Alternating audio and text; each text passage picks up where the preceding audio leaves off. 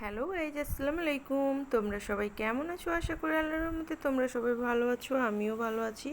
তো আজকে আমি তোমাদেরকে করে দেখাবো কোয়াশ রান্না। তার জন্য আমি টমেটো, কাঁচা লঙ্কা, ধনিয়া, গোটা জিরা, পোস্ত, লবঙ্গ, গোলমরিচ এটা আমি শিলবাটাতে বেটে নেব। তোমরা চাইলে মিক্সি গ্রাইন্ডারেও বাটতে পারো। আমার বাটা হয়ে গেছে, টমেটো, কাঁচা লঙ্কা সব কিছুই বাটা হয়ে গেছে। আমি এবার দিয়ে দেব কড়াইয়ে সাদা তেল আর কোয়াশ আর আলু। এটা আমি ভালোভাবে লাল করে ভেজে নেব।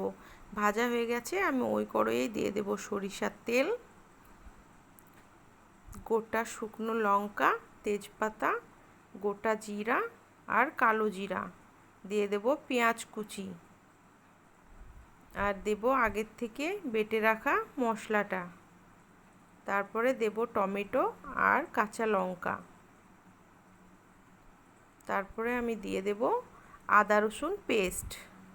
তো ভালোভাবে আমি কষিয়ে নেব। তার জন্য দিয়ে দেব স্বাদ মতো লবণ, হলুদ গুঁড়ো, জিরের গুঁড়ো আর কাশ্মীরি লঙ্কা। ভালোভাবে কষিয়ে নেব। কষানো যাতে না লেগে যায় কড়াইয়ে, তার জন্য আমি দিয়ে দেব জল। তারপরে আমি দিয়ে দেব ভেজে রাখা আলু আর কোয়াশ। এটা ভালোভাবে আমি কষিয়ে নেব। কষানো হয়ে গেছে, আমি দিয়ে দেব পরিমাণ মতো জল। জলের পরে আমি ঢাকা চাপা দিয়ে লো ফ্লেমে 10 মিনিট রেখে দেব। দেখো কত সুন্দর হয়ে গেছে। আমি নামানোর আগে ধনিয়া পাতা কুচি দিয়ে নামিয়ে নেব।